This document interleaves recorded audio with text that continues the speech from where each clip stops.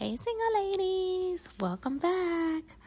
This particular video, we are going to address a topic that is basically everyone's filing taxes is on everyone's mind right now. So we're going to be on trend and we're going to give you some much needed information in real time that you can apply to your life basically before April 15th.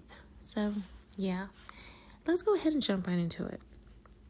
One mistake that people make when filing their taxes is, one, overpaying to have your taxes filed. I won't say too much about H&R Block, but they are very, very expensive, and there are options available where you can file for free. I will say if, filing taxes and the attention to detail is not your thing, and should you decide to use a tax preparer, a mistake that people make is not using someone that is reputable. If you are going to use someone, definitely make sure that they are not exposing you to a possible audit, any interest, any penalties, because they're trying to do something that is nefarious. When it comes to the Uncle Sam and the IRS, you will not win. So definitely make sure that you're using someone that is reputable, and also you want to make sure that this person is actually signing the tax preparer form. There is a line that says, "Did you self-file or did someone file on your behalf?" If this individual does not want to list their name on the form stating that they're the individual that prepared the taxes, and they just click the box stating that you've prepared your own taxes, I would be a little bit cautious on someone that doesn't want to sign off on the work that they are submitting to the IRS. Moving along, another mistake that people make when filing their taxes, if you are filing your taxes via paper, and this isn't necessarily just something that people do because they're old school and they want to do it the old-fashioned way. Many people have been victims of identity theft, and this is now the only option that may be available to them. If you are someone that is mailing in a paper return, you want to make sure that you are sending it to the proper IRS service center. You can check this by going on irs.org, looking at the addresses that are available, or simply looking on the form instructions to avoid any delays. Another common mistake that people make is failing to sign and date. And when I say date, I mean 2 digits for the date, 2 digits for the month, 2 digits for the day, and 4 digits for the year. You definitely want to make sure that you are signing and dating, and if you're filing joint, do know that both spouses must file and sign the form. Other mistakes that people make is in terms of record keeping. You do want to have your own copy of your filed tax returns on file. They say that you should hold on to them for at least 7 years, but you want to have a copy if in the event you get some random notification from the IRS or a fraud notification. You can go and you can look at your records as you prepare to contact them, or possibly, should someone say, you took too many deductions on your car or something like that. And if it's fraudulent, you can go back to your records and see, hey, I know for a fact I didn't do that. And then it can alleviate some stress for you. Another common mistake that people make when filing their taxes is not taking advantage of all of the deductions that are available. There are so many different deductions. Literally, I don't even think that most people know that literally tax law changes every single year. Tax law changes every single year, and with that, the deductions change and the specifics on those deductions can change.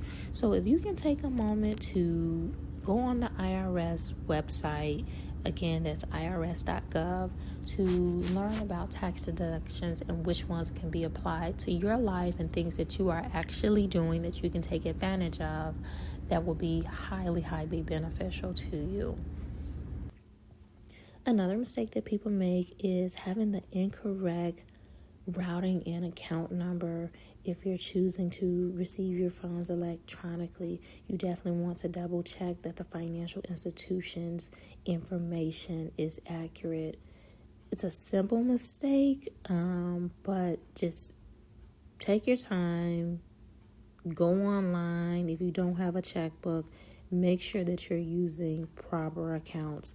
I know sometimes with the online tax preparer or websites and stuff like that, or programs, if you have used them before, they may save that information and may pre-fill it for you. So even if it's pre-filled, just take the time, look at it. You may have switched up bank accounts or something like that.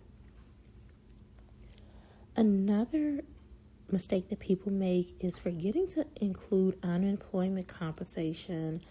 This is taxable income, and it does need to be reported. So if you were unemployed and you receive any form of compensation, you do want to include that information on your paperwork.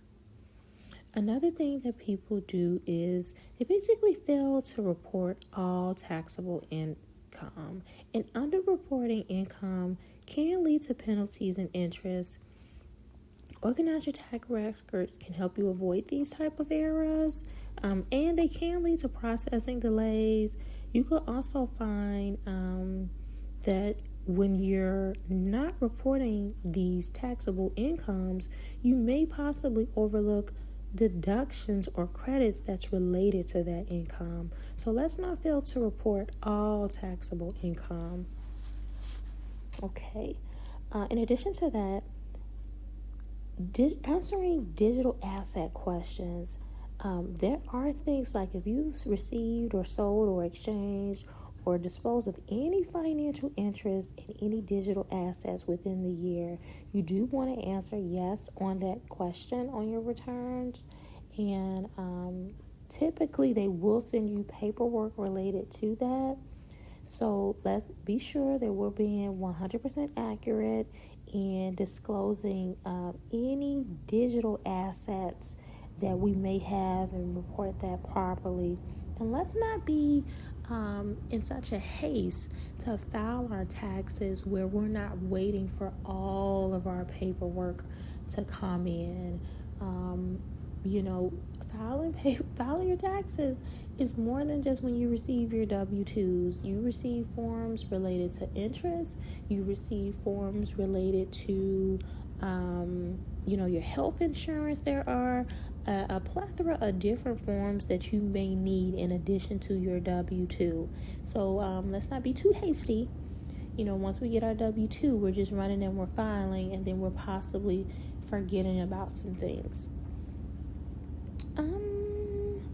Lastly, and I'll close out with this, is pretty much using the improper filing status. You could be missing out on tax saving opportunities if you are the head of a household, or if you're filing as single versus married, or married but filing separately. You do want to look into those particular filing statuses because each one has different tax benefits. There is an interactive tax assistant on irs.gov that can provide you with information so that you can choose the correct status. I'll close out there, but in filing taxes, you definitely want to file by the deadline of April 15th, if possible. If you can't, then you want to get an extension. You can either do that by going to the irs.gov website, or you can do that via your tax preparer. As we're preparing for taxes, I may do another series related to this. So if you're interested in that, please like, comment, and let me know. But yeah, happy tax filing season. Until next time, ladies.